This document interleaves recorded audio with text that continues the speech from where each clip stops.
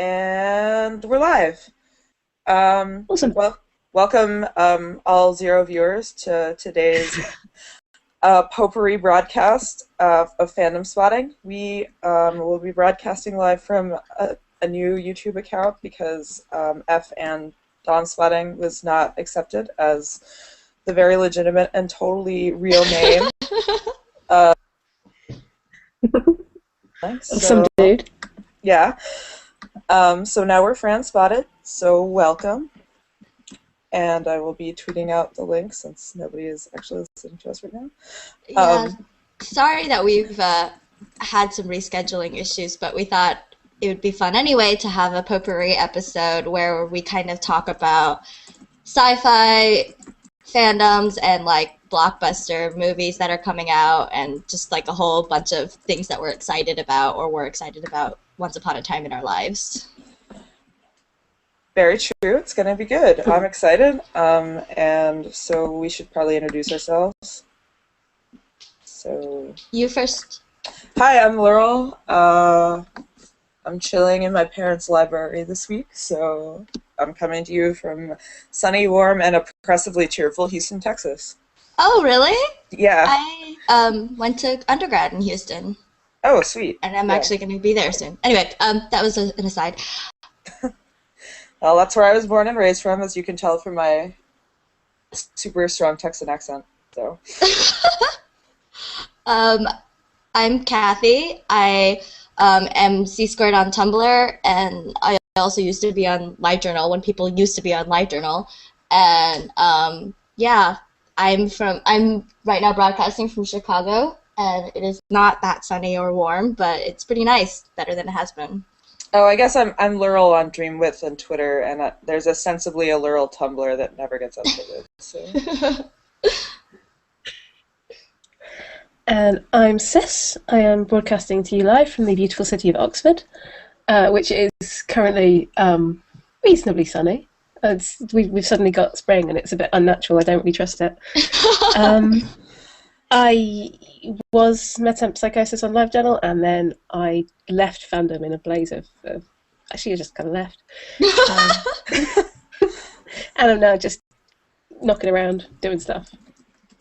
Says, I'm not really sure if everyone can see the file name of the picture that we are looking at, but would you take a minute to explain? Because I can see it on my screen, and it's making me laugh a lot. It is Now Kiss. Oh my god. It's my favourite thing. It is these two. I like to think of it as the praying mantis is a fangirl. And there are these two dead flies that are any two dead flies. She's just put them together. It represents my heart. The ubiquitous Any Two Dead Flies fangirls. Traveling from fandom to fandom. Yes. The worst of fangirls. Oh, that was great. All right. This is already going to be an amazing episode. I'm feeling it, y'all. I'm excited about it. What about you? I like it when you go into like a weird robot speech also, Seth. So it's a thing I have to do because of how I am, of course, almost entirely robot by now. Because I'm really jealous, actually. This is really fitting. I like it.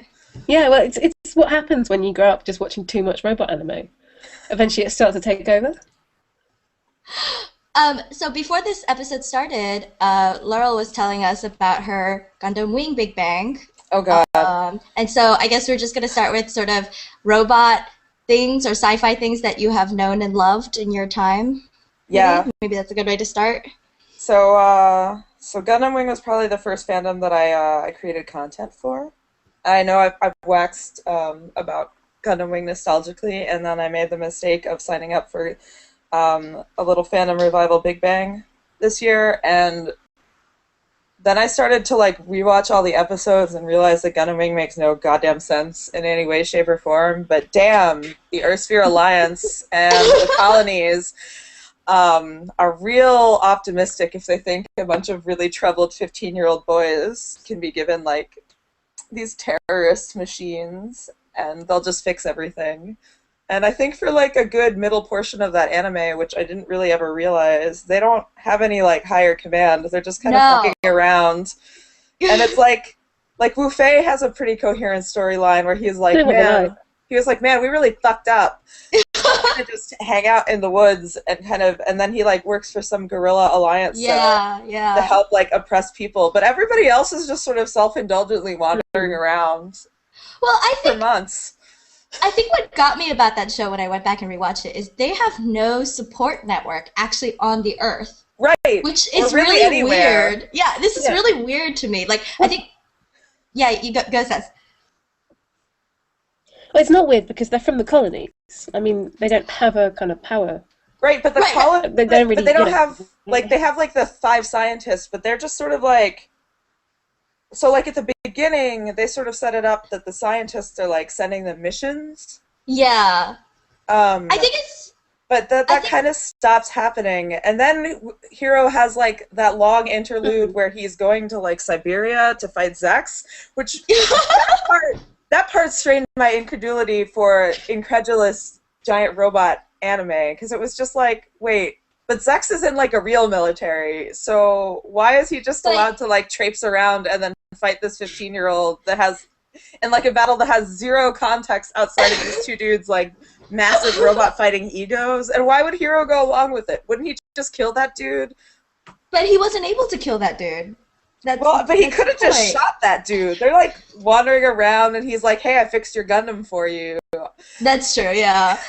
I think to be like when I said no support network, I just meant in terms of like being a rebel force, they didn't have anybody who was a supporter on Earth. And it seemed to me like if I was gonna launch a thing like a rebellion or like attack them or whatever, I would like create some sort of underground network on Earth so that when I send my like 15-year-old ace pilots, they would like have somewhere to go, you know? And they didn't at all. Yeah, they like all the fic was like them hiding out in safe houses, which is a thing that like never really ever happens. Like it happened like once. Katra has some sweet safe houses because he's a bajillionaire, and like he has support on Earth. They have like a town. I guess the Middle East question mark is all about Katra and the Winter family. So you think he'd have like a better support network. Also, he'd be brown. Thanks, Gundam Wing, for that.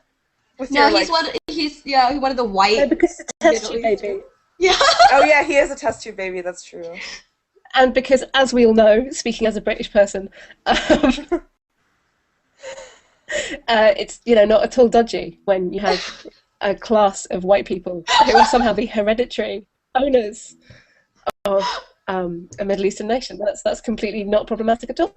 And a colony. They like have this nation full of like weird belly dancers and the Maguinot Corps. Yes. And also like a colony. All women are tiny, all men are massive. Right. Well, I do love the Maguinot Corps. At least Katra has a support system, which I think is why he's the least insane until he becomes the most insane. Because he's like connected to the heart of space, right? Like that was it was like a holdover from the old Gundam series. Thanks for sliding in that new type call out, Gundam Wing. I don't really know what that was about. Actually, so I wanted to talk about this, which is I never thought about it this way until this episode. Gundam Wing, as I don't know if anyone is listening, but if you listen to this episode afterwards and you're not familiar with Gundam Wing, it is a one-shot from this really long universe of Gundam like stories, okay? And it's not actually in the same universe as the original Gundam stories. It's like a spin-off. Right, and I thought after colony timeline. Yeah, and it became insanely popular, and like it led to, was it like Gundam, there was another like Gundam Wing spin-off where they did like a 5-man team and they were all pretty boys because like, that Gundam Wing was so popular. Gundam Seed or something. Yeah, Gundam Wing was the first one that was like, yo, we made these bishonen. Yeah, and so worship them. It was like the first one that got like a mainstream American release on Cartoon Network's Toonami. So yes.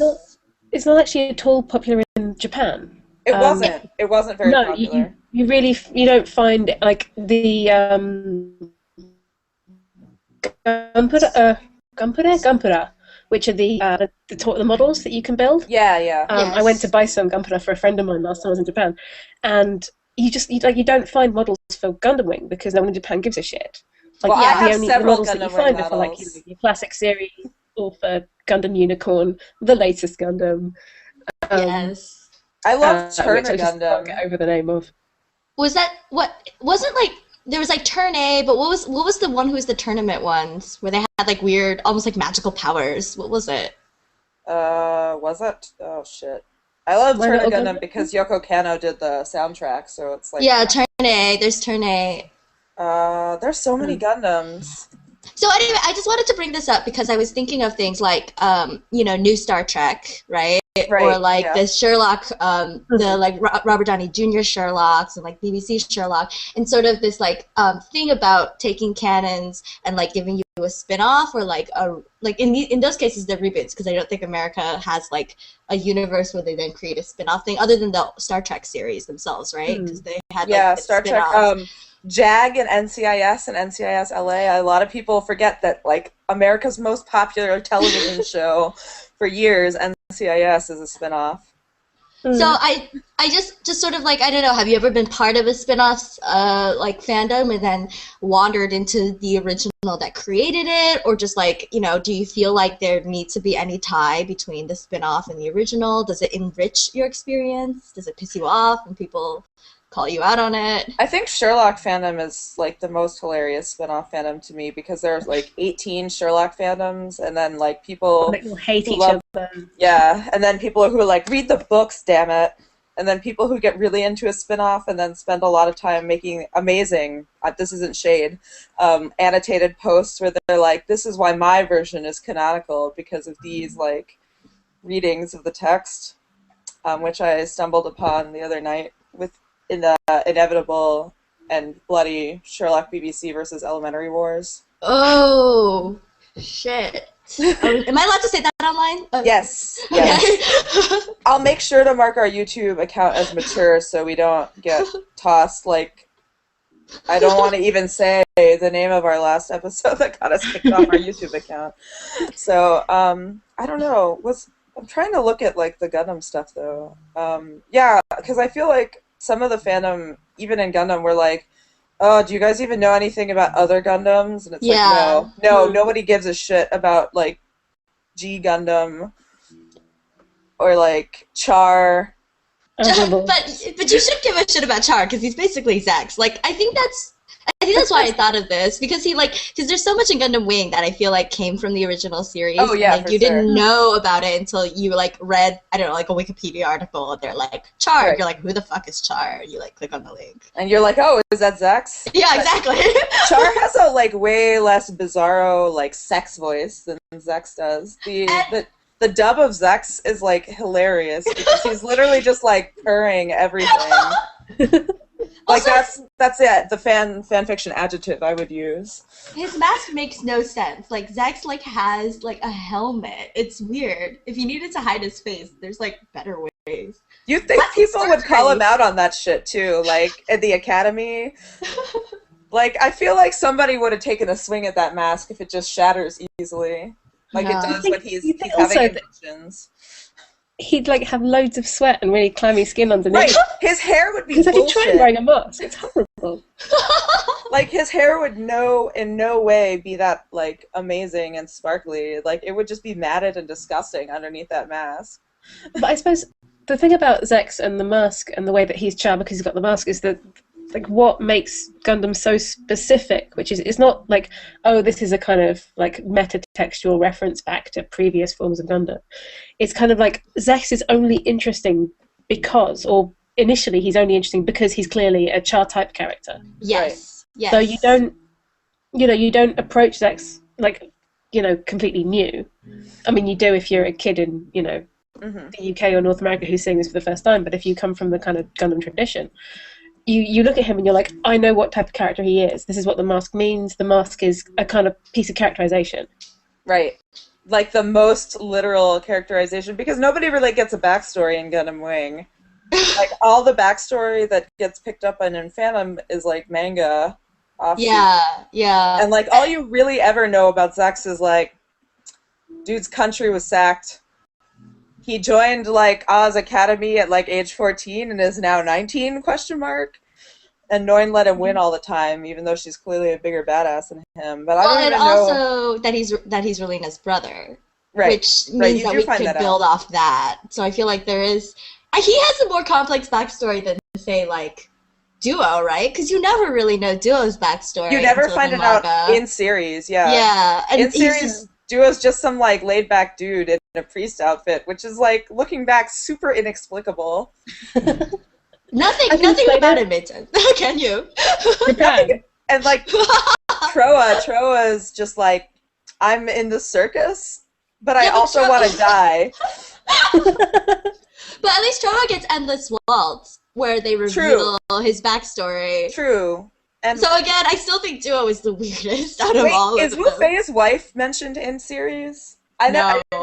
I don't think No. Wu Fei has like a super intense backstory, and his entire home colony gets blown up on screen. Actually, I think he does get like a something involving a sword where he talks about his wife. Oh, yeah, maybe with the Trace fight. Again, in a nonsensical battle. Oh god, yeah, that was one of my, like, the very first time where they fight, where Wu Fei is like wreaking havoc on Oz forces right until Trace like invites him into his like opulent... And then he stops and has a stupid sword fight with this man. And it's like, honor. Oh god. And but I was just like, wow. But fandom, like, really, like, just looking from all the fandom tropes that I had, because I was rewatching so I wouldn't just write like a Big Bang where they all have sex in a safe house and Wu Fei hates women and everyone is gay. Yeah. Which, I mean, that is the show. Don't get me wrong. What happened. I spent years just doing nothing but reading and writing that shit. So the first time I ever got in a massive fandom fight was about the fact that everybody in Gundam Wing is gay, and I was like, no, but look. This is impossible. You are wise beyond your years. I always wondered about it, and then I was like, well, all my friends and I that read Gundam Wing fanfiction are probably pretty gay, so... That was the person I was arguing with's argument. It was like, well, all of my friends are gay, and I'm like, yes, but you are not pilots. Like, that's true, I'm not... You have, like, you know, electively chosen to be friends with each other. These people, they've never made a choice. They've just been, you know, they're more like a random statistical sampling. It's not that likely. Also, apparently that didn't fly. I do buy that maybe they would just fuck whatever, because they're like, yeah. I don't know anything about my personal preferences because I'm a 15-year-old terrorist. Yeah. Although I feel like the Duo canonically shows interest in, like, Hilde and stuff like that, right? Sort of. Like, he's kind of flirtatious with her, but he's also sort of, like, weirdly flirtatious with Hiro. So, okay, he's like chummy with Hiro, which is why I always thought like Duo at least could be read bisexually. I definitely read Duo more as bisexual, just because it seems like he would probably have less... I don't know. I think it's just, like...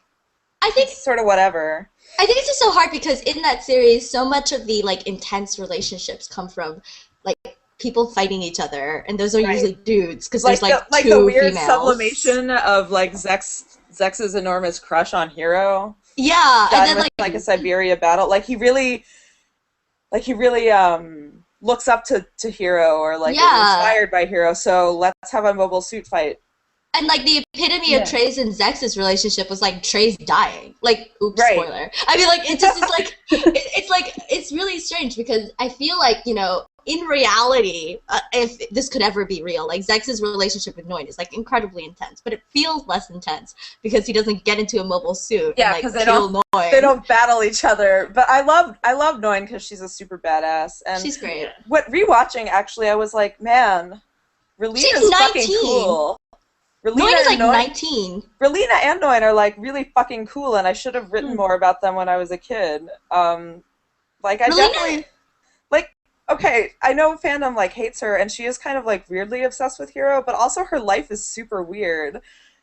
And, like, she's super nice and really popular, but, like, all her friends just sort of sit around her and titter all the time, as her dad is, like, manipulating world politics. And then she's like, oh, you have a gun? Well, I don't give a shit.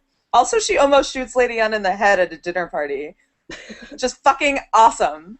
She's incredible. Sansa Stark, isn't she? She kind of is. She kind of is a good Sansa Stark character. That's true. And, like, she just kind of, you know, takes it. And she figures out that Hiro's, like, her and Pagan, her, like, hacker butler, figure out where Hiro is, travel to, like, Siberia or the North Pole or whatever, and then she stands in the door of a plane and is like, stop, idiots. And I was like, that's also Oh, scene when I was a kid. Laurel, It's you like- sort of cut out in the middle Oh, of that sentence. Sorry. I was like, I really love the scene where she's like, guys, stop fighting. You guys are dicks, as her plane flies between two giant mobile suits. I suppose that's the problem, which is that because, all high emotion is expressed through fighting each other in mobile suits, when you have a character who doesn't fight, they Yes. True. kind of become a person who, can't speak the language that everything else is happening in. Right. But can't- she But actually... People... Go on. I was just saying, I think that is what makes her interesting and so hard to understand when I was younger, but so much cooler when I come back, because her language is pacifism, and it is like the exact opposite of everybody else's language in the Right. show. And Even though People say they want peace, but the only way they can think of producing peace is through war. exactly, and she's like, diplomacy, like, I'm gonna create this school, and we're gonna have a country, and what we think of, I think, as peace, and everybody's like, what WTF are you doing, Relina? Come Right. out and get in a mobile suit.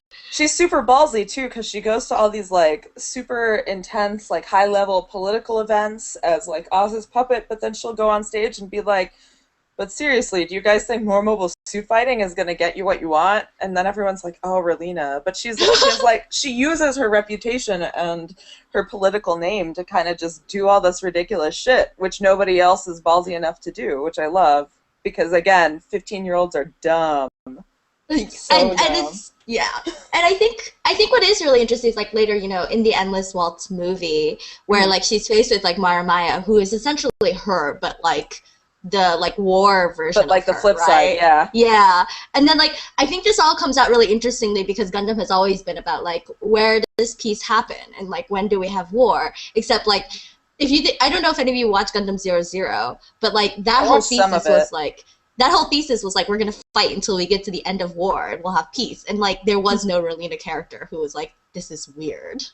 Yeah, know? Isn't this kind of fucked up? When she sees Hiro, she's like, this dude is a kind of intense 15-year-old. Holy shit, you guys are putting him in a mobile suit? She's also the only one in the whole show that is this is really dumb, you guys. Why would you just put some 15-year-olds in a mobile suit and ask them to end this fight?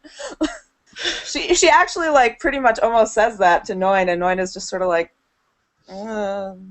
Noin doesn't get it because Noin is 19, and when she started, she was probably also 15 getting in mobile suits. and she's a huge nobody badass. gets She's it. career military as well, so she doesn't understand. Yeah, she is career military. So I like Hildy because she's the lady characters are brought in, and I feel maybe Gundam Wing the canon doesn't give them the time they need, but No, it doesn't. the reason the ways that characters are used and set up is really interesting to me. Well, because Wu Fei has Sally Po, right? Right. Who, Yeah. And who's awesome. Yeah, who's also awesome, and I don't know, just they have all these really cool lady characters who are going around doing essentially the same thing that the dudes are doing. Right. I think Sally Poe's the most obvious show that because she's a rebel leader. Yeah. She has her own troops, and basically was just fuck yeah, we're holding down in what used to be China, according to the Gundam Wing voiceover.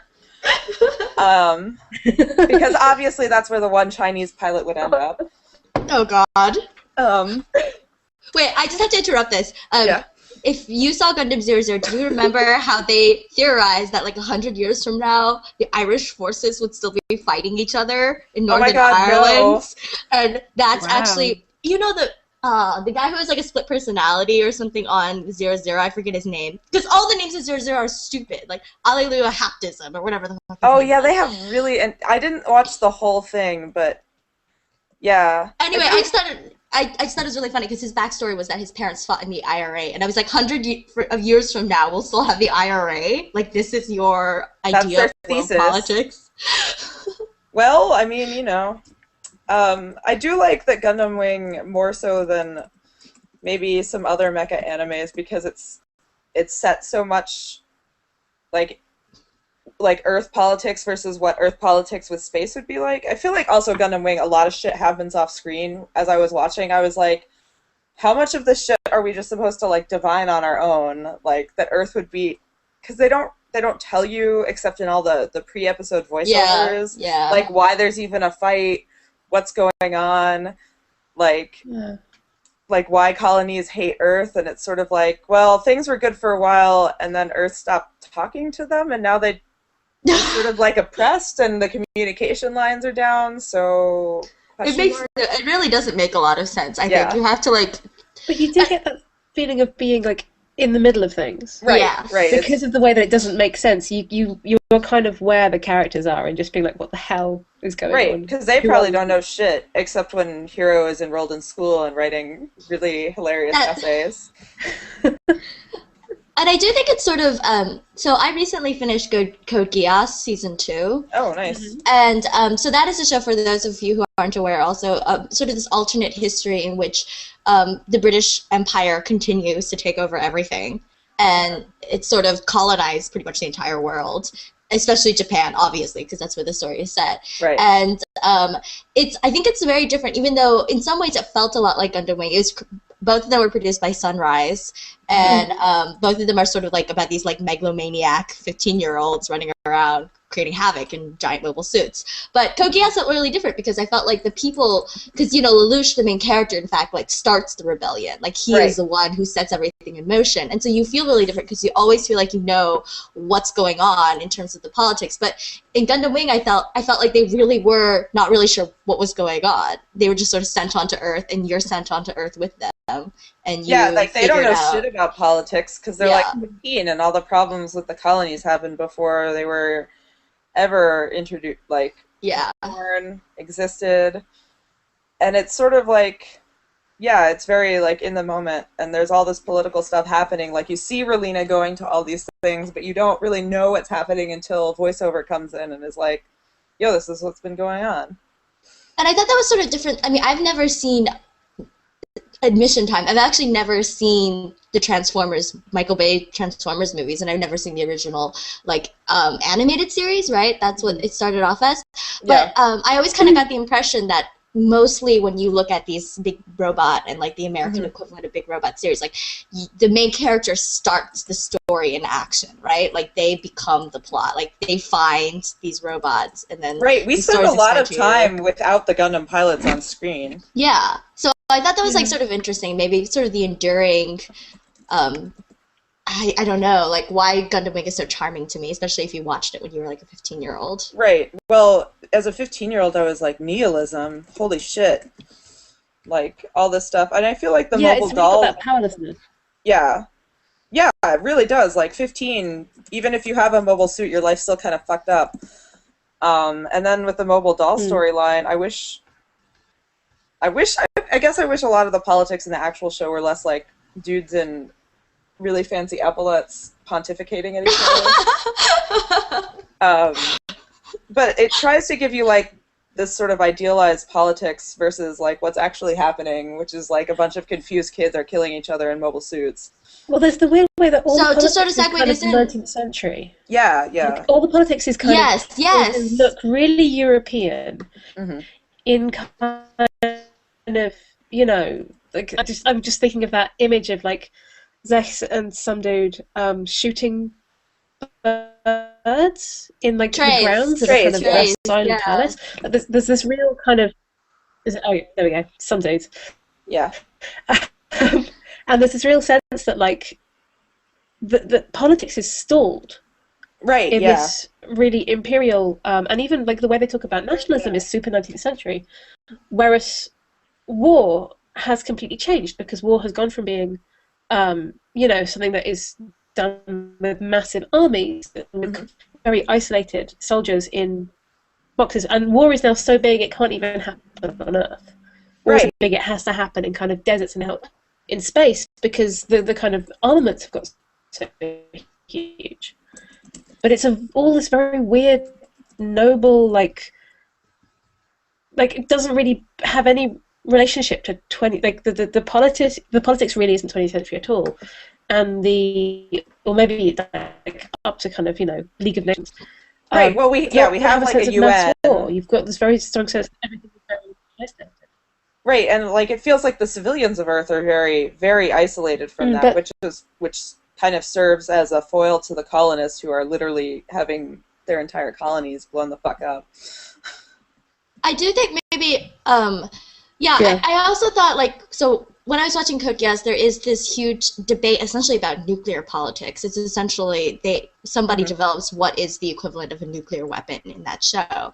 Right. And I do think even with all the weaponry that occurs in Gundam Wing, the way they fight is still really old-fashioned, right? Like, it's like a bunch of people suddenly, like, show up somewhere and bomb the crap out of it, and then you have like really personal interactions between the soldiers because they can talk to each other, right? Because they're like shouting through their like speakers or whatever. You move to mobile dolls, it's suddenly like blitz attacks. Yeah, and I did think it was really weird because like, I mean when I watched Code Geass, it really made sense to me.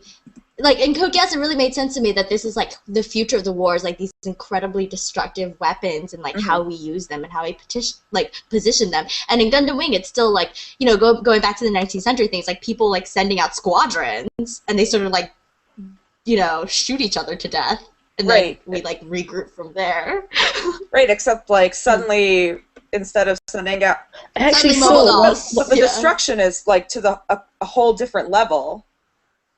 Yeah. Like, and they acknowledge that, because when the mobile dolls show up, they're like, well, now, like, the death is only one-sided. This isn't proper war. Yeah. This isn't proper war, which is weird, right? Like, suddenly, like, this... Which I think, I don't know, that's like a philosophy that, I guess, like, because a lot of mobile suit anime is less, like, internal human politics. I don't know if that's true. What are you thinking of when you say that? I guess I'm thinking of like Evangelion and stuff. Like, you have a lot of humanity there, but it's less like human versus human in mobile suits. No, but Ava... It's kind of human versus yourself. Yeah. But the actual fighting is like human versus like kaiju. Very, very, very personal. Okay. Right. Seth, maybe say what you're going to say again, Seth, because I think we lost you. Oh, just that, like, with Evangelion, you have this thing that, like, you have very, very personal, like, human interactions, and then you have this kind of massive human-robot interactions, or robot, you know, that stuff, but you don't have a sense that even the kind of, the nerve stuff doesn't seem to have that much of a relationship to, like, global politics. Right, that's what what I mean. Here is our secret group of sort of some faces, with whom we discuss stuff, but we're a shady group who are secretly controlling stuff. There's not a sense that there's actual politics going on, or like public politics going on. Whereas, I guess I was thinking about also stuff like Macross. Macross, which is very much, for me, I think Macross is really, a lot of it is about politics, and it's about political power, and it's kind of like, how do we control... I guess like the Macross in my head is like the precursor to like the whole Gundam Sprawling universe. So yeah, they did develop sort of like side by side, right? They are both from the sort of 80s. And Macross obviously has its own kind of Gundam Wing spin-off. Like, I just finished watching Macross Frontier, and it's very much... How is that? So, I have only seen little bits and pieces of the previous Macross canon, and Macross Frontier is sort of a culminate... Like, it was made to be a celebration. I think it was like the 20th anniversary or whatever of Macross, and they had made this series that culminates all these so there are all these tropes, like, again, going back to tropes, like when you meet these people, you're supposed to be automatically like understanding who they are supposed to represent and where they come from. So there's these two girls who sing, like, they both want to be pop stars. One of them is a pop star, and one of them wants to be a pop star. And you're supposed to be in the big, oh, Lin Min May, right? And I was like, who? And there's this joke about pineapple cake, which was supposed to symbolize someone's death in a previous Macross series. And I just thought it was like this bizarre little gag that shows up in the middle of this episode that's supposed to be like really serious. And that turns out what it's about. But the reason why I brought this up is like that one, I realized, like, maybe it's because most mecha anime is, like, going against alien invasions. So you don't have that human-to-human interaction because you're, like, running up against an alien. And there's less of that, like, appreciation of my enemy that Gundam Wing really has a lot of. Yeah, and like all the Gundam series, in fact, because they are so much like people fighting against other people. And Code Geass has this as well, again, another Sunrise anime with the same sort of setup, where it's very much like, oh, you know, this is a duel and our like honor is at stake and like, let's fight. Right. Brief point of order, which is that, have you seen Macross Plus? No, I haven't. Should I? You have to watch it. You have to. Okay. I mean, it is pretty great in space, but it also has a fantastic Yoko Kanno soundtrack, and like it does all the Macross things, I think, just really beautifully well. Maybe just because it's very early in my mecha anime watching, but it's one of my favourite films. It's not my favourite one is actually also a space one, which is Wings Upon Enemies, but no one's Yes. No, I've seen that one. I've actually seen that one. The movie, yes. It's so slow. It's kind of tedious but amazing. Yeah, it's really but like Macross Plus has, you know, and it has those twin things of like pop music and giant robots, which are really all you need in television. Right. So I'm looking, but it doesn't have the Lin Min Mei stuff as well, so it's a lot easier to like watch and not be like, I don't get all of these references that are going on. Is Macross Frontier the one where the boy pilot is a yes, he's a kabuki actor who plays women. It's, you know, I think it is really interesting because it has a love triangle, but in a really strange way. And the pilot himself, who was involved in this love triangle, I had a really hard time reading as anything but asexual. And so it was actually really interesting because I feel like a lot of times you get these love triangles, and Hero is the same way, right? Like in a way he was like really asexual, but in this one it was like even more obvious because he has these two girls who are competing over him, and he like treats them both like sisters in like a really like weird way.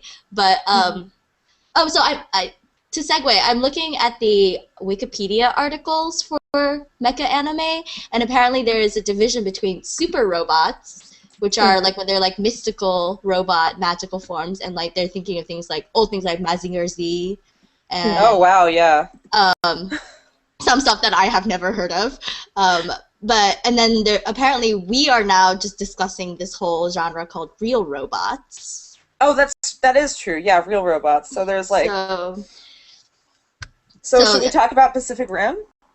Yeah, let's do that. Do we? I mean, I like have watched the trailer more than once, more than several times, but I don't know that much else about it. I'm kind of trying to. I don't know how unspoiled to keep myself.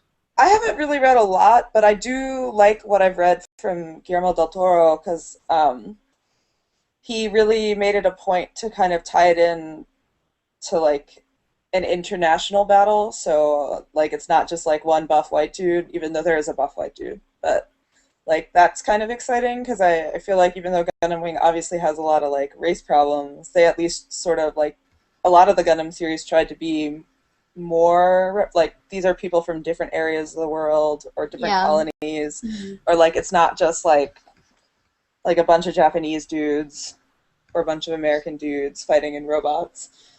So it's he's sort of bringing that like global political spin to it, which looks exciting, and also like the official militaristic spin on it. But also they're fighting giant robots from the center of the Earth, space center of the Earth. Not robots, sorry, kaiju. Monsters, kaiju, yeah. I like that they use the word kaiju in the trailer. I was like, that's really meta. I am really excited about it because it does seem sort of like the Western Eva real like live action film that I never got out of my life. Right. And now I'm not really sure if I want it, but now it's here. And Del Toro is doing it. Right, so how could that go wrong? I mean, in so many ways, but well, hopefully it won't be so much about, you know, well, it won't have a 15-year-old being the only person who can pilot. Yes. No, it has Rinko, what's her name? Yeah. No, Kikuchi, who's playing one of the trainees. Who is an actual grown-up. I think so. Yeah. She doesn't seem particularly, like, infantilized, a word I can never say in the trailers, which is nice. I read the way they have to move in sequence, I thought was really, really cool. Like, there's a real... You get the feeling that they are going for the beauty of robot battles, which is kind of, for me, I don't know, a lot of what I watch it for, and a lot of why it's really good in anime form is that you can have this kind of ballet stuff without these really gorgeous like choreography. Yeah, definitely. So the fact that kind of the filmmaking technology has got to the point where actual people can do that is pretty cool to me. Yeah, it's gonna look interesting. But so we're talking about like shit that doesn't really make a lot of sense. Like, why are these 15-year-olds being sent out by question marks to do question marks? How do you think they're gonna justify this like really intense, totally nonsensical way of using fighting robots? Because it looks awesome, but in the back of my head, because my parents are both engineers, I'm like, who the fuck would even design this? Yeah, instead of just like nuking them or something, you Right. mean? Or like just making a big suit that you run around in. Or just I like don't know. using aeroplanes.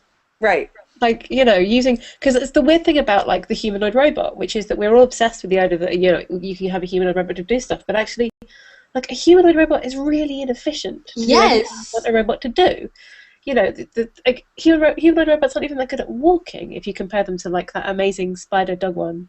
Right. Yeah, for sure. Because humans So are pretty terrifying.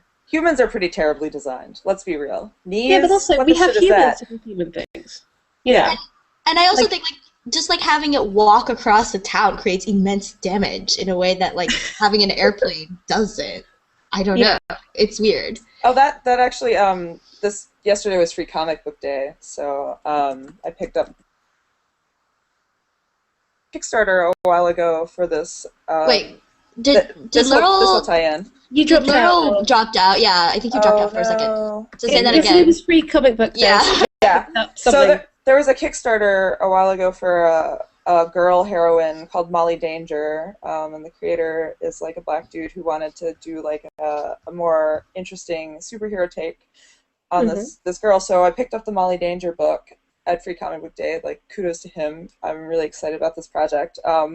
But so she's fighting like some supervillain that's like a brain in a jar in a city, and it's like in a giant robot, and she's got like actual backup from what looks like a government entity. Obviously, it's like a first dive-in, one-shot story, but they're like, "Yo, try not to cause like $100 million worth of damage to this city when you're fighting this thing." And like they did, I think they sort of lampshaded that in Avengers in the news coverage at the end, where they were like, "Who the hell is gonna pay for all this bullshit that's going on?"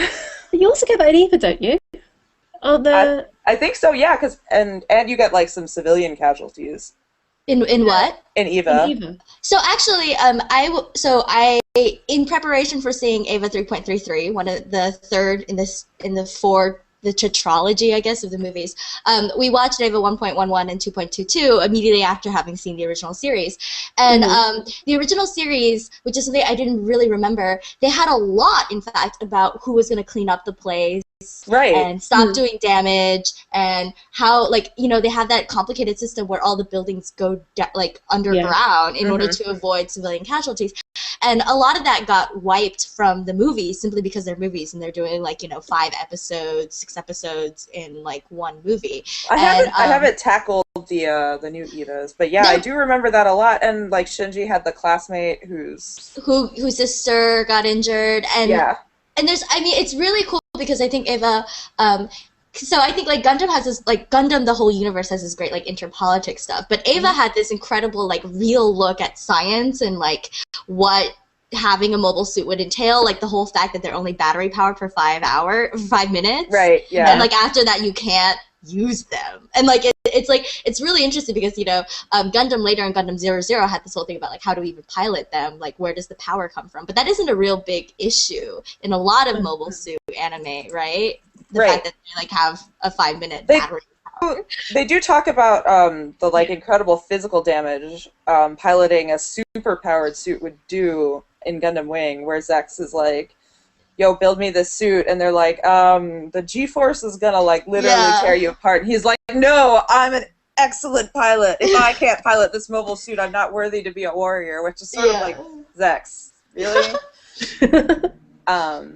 But also like and then they sort of talk about the incredible psychic damage that this would do when they just pull in the Zero system. Yes, but it's all sort of magical. Like I really do think it's very magical, and Ava becomes really magical later on for a number of reasons. Yeah. But in the beginning, the very beginning at least, a lot of it was like, I guess like the difference between like super science and like real science. Like they were really very much like, okay, well you can only connect to this robot like in 28% or whatever because you're not wearing something. Like it's like really cool in a Right.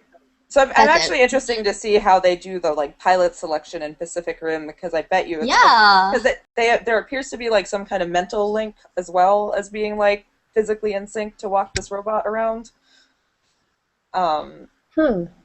There's a thing with synchronizing, isn't there? Yeah, they're synchronizing them. Yeah, so there's like some brain thing happening. So obviously you're gonna have to be like not everyone could pilot this ridic thing. I do actually wonder, do you think, okay, because in Star Trek, at least New Trek, they are kind of young when they get onto that, to the Enterprise, aren't they? Like, do you think it translates the same way? Like, do you watch New Trek and think, you know, oh my god, there's like these dumb kids and they're like going around piloting this huge ship. I really did. Did you feel that way? I saw the new Trek film last night because it was on telly, and it kind of like, I mean, because obviously they do a big, you know, spoilers. You know, they've staffed the Enterprise entirely with cadets, so because everyone else is away doing other shit. So obviously, like, it's a real shoehorn so that you can only have kind of young and sexy characters. But when watching it, I was like, well, that seems like a dumb idea. But yeah, seriously, like, okay, so the guy who just like cheated his way onto this shit, you'll just make him the second in command. That's a really good idea. Like, why would you not do that? There's a real kind of, you know, in order to get all the team there. It's like that very early bit where Kirk and Sulu and some poor red shirt bastard have to go out and do a thing. And it's genuinely like, name that you recognise from like everything. Name you recognise from everything. Name you do not recognise. Guess who's dying? Yeah, Just the artificiality of it is just really, really, you know, kind of unavoidable. That you sit there and you go, yeah, everyone on this ship is like incredibly young and, you know, like implausibly young and should be fucking up way more than they are, but somehow they're all like massive geniuses and Chekhov is 17 and has just fixed the universe. Right, that's the thing. Sort of left the handbrake on them, you know. But I think you have to. So are there like what genre things would have like experience like I guess Battlestar? Well, I was thinking the Avengers, because they're all adults in Avengers. True. And that, I mean, that's something I've always associated with American superhero comics, is that they're usually adults and they have teenage sidekicks, whereas in anime, it's like all the main characters are children and their sidekicks are adults. That's true. That's interesting. Because you only have feelings when you're 15. Exactly, right, yeah. I'll be honest, I'm a big, like, teen fan, like... one of my favorite runs that DC did was the Jeff Johns Teen Titans run. Yeah, the Teen Titans are great. And so anime. Young Avengers is just fucking awesome. Although I think Young Avengers is less anime right now. Teen Titans the show, so anime.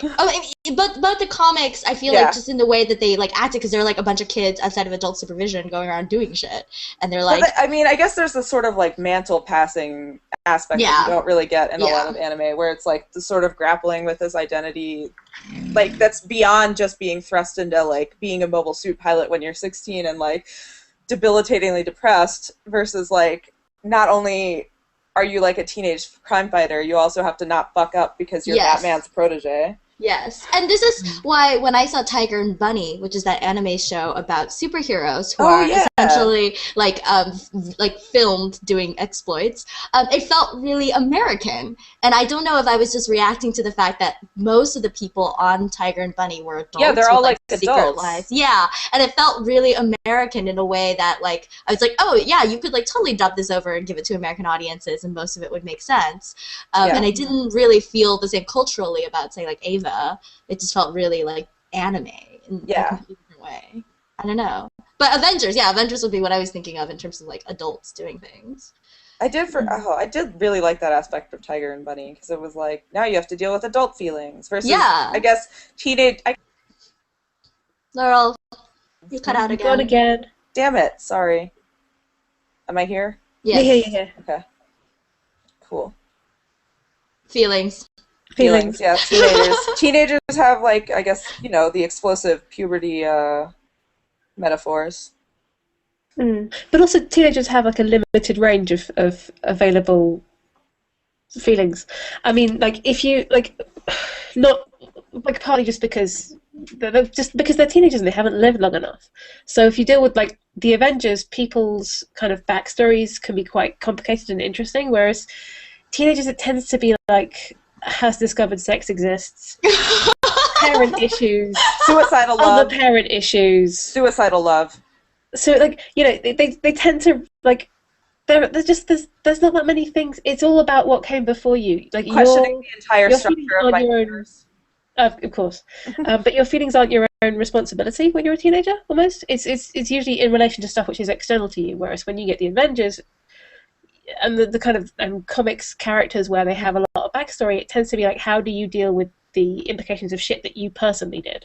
Right. And That's your interesting. actual behavior. Because now that I'm thinking about it, like Captain America gets to be like a pretty mature, grounded character in the Avengers, even though I think he's probably like technically one of the younger ones. Since Or one of the older ones. right, but like, but in terms of life experience, Correct me if I'm wrong. Avatar: The Last Airbender, he is also like one of the youngest or one of the oldest ones, right? Right, Is true. one of the youngest of his team. he is the youngest, I think. Wait, He's is the Toph youngest. younger than him? But he's like imbued with like hundreds of years of experience or whatever, right? Because of his like. Oh, because of his avatar state. Yeah. Yes. Okay, sorry, that was an aside. I didn't. Oh, I thought you were talking about how he was frozen for 100 years. That is what I was talking about. I was Okay. just trying to make a bizarre connection. No, that's true. Well, I mean, Avatar, you've got, like, a bunch of teens have to save the world because... Why? Right, yeah. Because teens. Because what? Because teens. Because no one can save the world like a teenager can. Because, like, I mean, Harry Potter's the same way, except I guess we think it makes sense because he's the boy who lived. Like, Well, Harry Potter has to save the world because Dumbledore is a manipulative bastard. Okay. Okay, subtextual reading aside. That's not even subtext, let's be real. Harry Potter has to save the world because it's a children's book. Right. And therefore Yes. the character who has to save the world Yes. has to be a child. Yes, Because and otherwise, anime is the same way. why would It's you a read children's genre. It's a children's genre, like most Yeah. anime. And it's either for children or it's for people who watch it because it's about being a child. Yes. Like Yeah. a lot of, even if you're older and you're watching anime, a lot of it is kind of like the about the purity of feelings that people have when they're teenagers. It's not really about, the kind of complicated bullshit that happens when you get older. Right, So- I guess, yeah. Question about Michael Bay's Transformers then. Do we feel the same way? Well, Shia is a child, but Transformers 4 is going to be starring Mark Wahlberg, so... Oh, Oh. actual grown-up. What? I don't know if I could call Mark Wahlberg an actor, but he is aged in comparison to Shia, who was like, you could not pay me enough money to be in this franchise anymore, so... But he was like a teen in like 1, 2, Yeah, and he was 3, a teen. right? But I guess he had to save the world because of, like, what, comical universal coincidences, which I guess is a Yeah. thing that happens to teens a lot. I guess can we think of anything that's geared at adults where the protagonist is a teenager? Who was the intended audience for Buffy? I don't know. This is a good question. It's true, because Buffy's because all the stuff about the final girl theory is for like people older than high school. Right. But then, I mean, everyone I knew who watched Buffy was a teenager. And Yeah, was that's how I feel specifically too. a girl. But then, like, I was not exactly the age to be talking about what I liked on television with adults, because that would have been weird. My parents are kind of, like, into genre stuff, so... Although we watched Angel a lot more than we watched Buffy as, like, a household. Well, like, Angel is so much more kind of grown up Right, yeah. and about, adult problems, whereas Buffy is very specifically about teenager problems. Yeah. I guess Game of Thrones has some teenage protagonists. That's true. They did age them up, though, because... For this movie? For the HBO? Yeah, I feel like Rob Stark's television self would actually have made more sense if he was younger. because he just fucks up a lot of shit. But, like, visually, it looks like he's too old to be fucking up that much shit. Yeah. Like, the way he treats his mom, it's sort of like, no, you'd be past this stage at that Especially age. if you've grown up in a medieval universe in which, presumably, everyone's being put out to work. Right, you're, like, middle-aged now, shit. Why don't you have children yet? Basically. So he wouldn't be like, fuck all y'all who have all this experience over me. Like, that's more of a... Like, But if he also, was more like 17, I guess. But Game of Thrones has the thing that the reason why all the characters... I mean, like, all the characters who are young are really young. And all the characters who are adults are, like, very definitely adults. And that's kind of because it's doing a whole tragedy of war thing. So... How old is Dany in the books? I guess, like, 14? 2 years younger. Oh, okay. Basically, they aged up everyone by 2 years, I think, all the kids. So did they really? I didn't know that 14. about the show. Yeah, so she's 14 in the books, and she's 16 in the TV show, and I think in Looks general... about, like, 19, 20. Do you think that's just simply because we would be really uncomfortable with a 14-year-old on screen doing things Dany does? That's okay. right. Yeah, no, I think a lot of the sexual violence, too, is, like... Nobody really wants to watch, like, a 12-year-old get almost raped. I don't really want to watch Sansa get almost raped either, but at least it's like... Are you ever comfortable at all watching someone get almost raped? No, not really. But, like, narratively, we will accept that as more, as, like, I will continue to watch this show versus, like, holy shit, what the hell is going on in this show? Yeah, that's true. Actually, that's funny, because it means she has, like, quite a delayed puberty compared to the puberty she has in the show. In the books. Could she be 16? Yeah, that's really weird. For narrative reasons, it has to come, like, where it comes in the plot, but... Yeah. All right, she flowered later. Yeah, that's really weird. Well, I guess as a character, she's probably better nourished and taken care of than most. Yeah. So back to how 15-year-olds are the only people capable of having feelings. Yeah. I was thinking... I guess as watching Gundam Wing, it's like if Zex is almost destroyed by this giant thing, I guess like 15-year-old bodies are pretty resilient. Okay, but here's my thing. There's also I was thinking about. I just wanted to go off what Laurel said. I didn't mean to interrupt. What is your thing?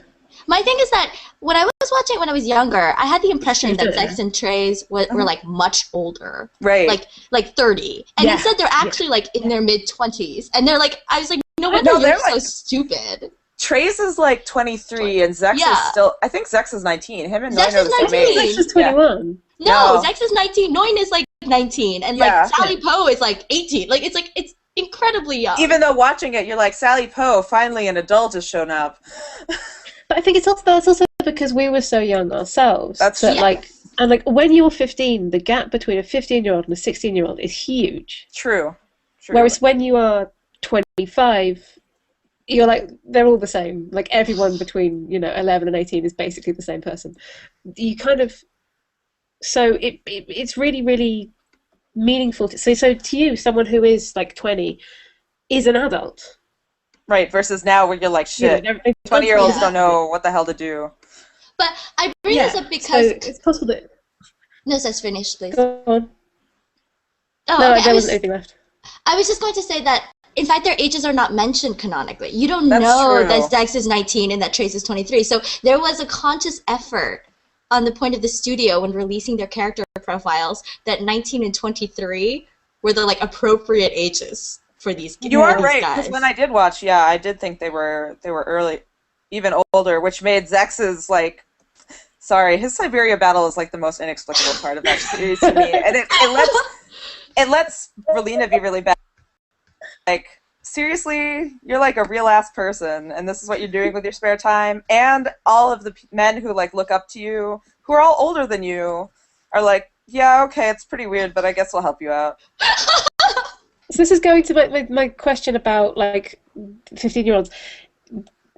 Is it that like is there a distinction between anime like mecha shows where there is no real reason, like someone becomes a pilot because they're like just there, whereas as opposed to like someone becomes a pilot because they are specifically the right person? Like in Ava, it's really, really clear that like only these people can become pilots. But not at 15. Whereas in Gundam Wing, like Hiro Yui, I guess, has been like built for it. Yeah, but everybody else is. Yeah, he wasn't like bred for it, but he was trained for it as a kid. Yeah, he was trained for it. But like everybody else seems to just be kind of like around. Yeah, Duo, you know, like they were the person who was picked to do it, but they're not special. Right, Duo just like I think was a stowaway on a ship where his doctor was, and he was like, "Yo, you need a pilot for that shit?" Yeah, and he's like, you know, good at engineering. Like he's supposed to be quite technical, right? Yes. So he makes sense as a choice. But I think. Go on. I think the answer to your question is that they always create reasons why these people need to be where they are in their life, right? Because it's just that in some cases it kind of grows out of the like in Ava it's like you get like it's a prerequisite, they have to be like this, whereas in Gundam Wing it tends to be more like they were around but then it turned out they were perfect because they have this purity, or they, you know, can understand the soul of the universe, or his wife died fighting in I mean, I do think I felt like with wants to let them fight in Siberia. I think everybody else actually kind of had to earn it versus Hiro, who was picked up, because like Catra got it because he was a test tube baby. No, right? but like they were developing it. He ran away and like joined the Magwanaut Corps and like saved their lives, so he won their undying loyalty, and then was like shoved his way into the mobile suit project. And Troa's was that their actual pilot died, right? Yeah, actual Troa Barton died. Yeah. So. And Wu Fei's like wife was gonna be a mobile suit pilot, and then she died, so he had to like take over her mantle, which is actually kind of cool. Wait, I have a question though. Why did the timing of Gundam Wing happen as it did? Like, why did they send him on that particular day on that particular year again? Project Meteor was because that they could kill what was supposed to be a plane full of Oz leaders and was instead a plane full of all the pacifists in the world. So it was planned because of that, right? So like that's why they sent them down when they were that age instead of any other age. Is it the assassination of Hiro Yui that happened 15 years ago, and it was a commemorative? Not 15 years ago though, was it? Because wasn't Hiro there for the assassination of Hiro Yui? No, he's definitely dead. Oh no, but like Kid Hiro Yui. Original Kid Hiro was there for the assassination of Hiro Yui, right? Because he was brought up by the guy. I'm wrong. Yeah, you're right. His mentor. But I think they were talking about like that was the timing like when Hiro Yui was assassinated, everything started going to shit. Yeah. So like X number of years later, everything is like real shit. But pacifists are pushing to like fix stuff, but like Oz is pushing, and there was going to be like a summit, and they were set down to, I guess, assassinate all these dudes, because that would really make Oz seem unsympathetic. I think if a bunch of teenage terrorists came and killed them all in one fell swoop. Also, I feel like sending 5 Gundams down to like blow up one plane was a little excessive. That was a little excessive, yeah. I feel like Duo or Hiro could have just done like a stealth mission. But speaking of like weird things, right? Like in Macross Frontier, at least, Alta is the age he is because he's actually not a real pilot. He's like a trainee, and then he gets like drafted into this thing because he like is a really great pilot. And in Code Geass, Suzaku is a young pilot because he sort of like throws his life away and becomes like a test pilot and gets involved in this like crazy scheme, and Lelouch himself is not actually a great pilot, and it's like canonically true that he's bad at piloting. So I'm trying to think of other things in which people are told to pilot at a very young age simply because they're around. Yeah. Well, it's interesting that in Code Geass and Macross, they're actual like career pilots, like career. But like, you know, it's their job. They are, you know, they're picked from amongst a bunch of people who could do this job.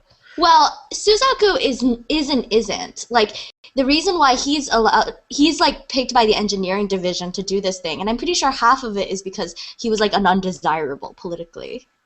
Okay. So like I mean I'm not sure, I could be wrong about how I feel about this, but like I think it's unlike say in Gundam Wing where they're where Hero at least is like trained and picked out of like all the possible people that they could pick and train. Like Right. Suzaku was not like picked because of his incredible ability, I don't think. Mhm. I don't know. I don't remember. I'm trying to think. Yurik is 7. The Nervous just sort of shows up. But In Razefan, it's because hell knows, I don't know. Singing, birds. I don't know if you guys know what Razefan is. It's this like show in which they have to sing to like pilot their giant robots. It's incredibly weird. I wanted to watch that because of the Yoko Kanno soundtrack, but then I tried and it was just I could not do it. wait, which No one? one Razefan. Oh, I haven't watched that. I should check that out. It's like Ava Light, but with weirder like overtones of like Mesopotamia legends. That's Okay, I'm confused. You're confused making as how yourself really something good. can You have always do this, Kathy. how What? it can have weirder overtones than Eva. It's really weird, okay? Like the end is like a giant wrestling match between naked giants. I can't I'm sold. I can't understand what happened in Razefan, but then it happened and I watched it. I'm ready for it. Okay, well, we should talk about this in a free-for-all when you're done with it because it's weird. All right. Are we done? Yeah, it's about 12:15, so we got about an hour show in there where we just talked about Gundam Wing. Good job, guys. So that's awesome. We can end with what you like about fandom this week, if you'd like. Sure. I don't really have anything to talk about because I've been trying to turn off the fandom part of my brain so I can get some work done. Important. Yeah, the Ludum Dare indie game contest did just happen, and like all the Oh. that around. So there are some really cool, like a lot of interesting kind of roguelikes and things knocking around, or not really roguelikes, but like there are some interesting games knocking around at the moment in the Flash game world. So apart from that, not paying attention. Kathy? Sure. So I got really into. So Rooster Teeth Production is the group that did Red vs. Blue, that really long Halo show. Yeah. And I really got into one of their staff members does a show called Rage Quit. His name is Michael Jones, and he plays really like frustrating games and yells at his screen a lot, and they record it, and it's really funny. And he, there's another member of the Rooster Teeth staff called Gavin Free, and Gavin is really good friends with Michael, and he sometimes shows up in his Rage Quit videos. And so I recently found out that their shipping name was Rage Happy, and I thought that was really cute. So that's all. That's my fandom thing for this week. Shoot, I don't know what I like about fandom this week. I've been kind of off the internet this week, so I haven't discovered anything fun or exciting. I guess the Pacific Rim trailer, there's been a lot of good movie trailers coming out. We should link to the Pacific Rim trailer. Okay. Yeah, I think we should do that. So, yeah. So maybe. NPR streamed the Great Gatsby soundtrack.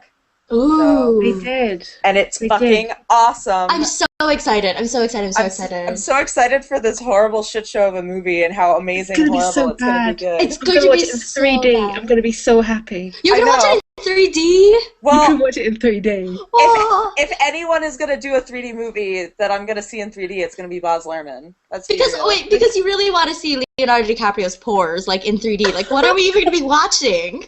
Probably champagne, maybe Oh, God. where they just throw money around and it's like it's in the face. Just like some flappers doing coke. Yeah. The whole thing.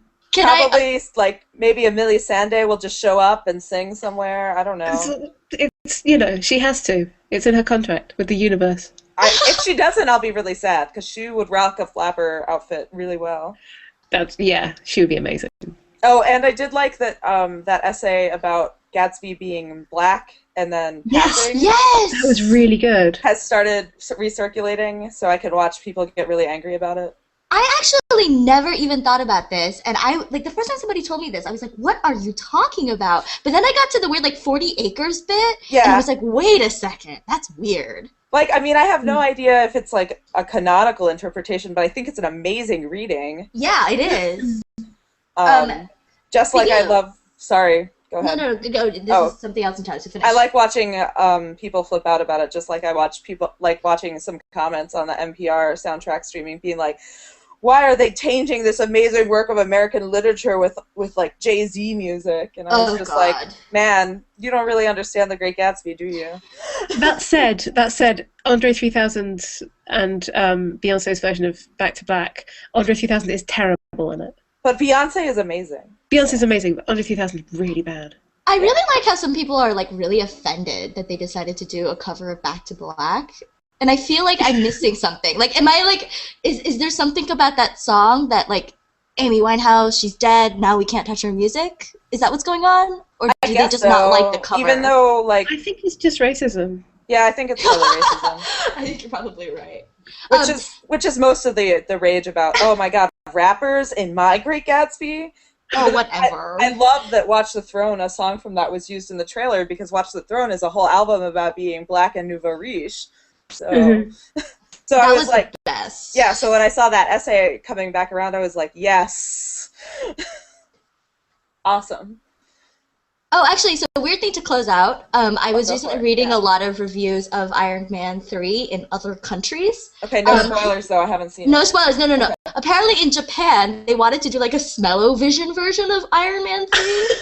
Oh my God, I love everything. And then what ended up happening was like they did this one thing where you could like go to a theater, I think it was in Nagoya, where they would like throw water in your face and like steam and like rock your chair. Oh my god, so it's in 4D, like at an amusement park. Yes. Yeah. So I thought that was kind of funny. Yeah. That's pretty awesome. great. I would definitely go to that theater. I want to experience Iron Man 3 the fullest as I can. But okay, so thanks for listening. If anyone did, good job. And, well, maybe people in the future will listen to us when this gets uploaded onto our normal fandom spotting channel. Oh, yeah. Which I hope I don't have to do, so.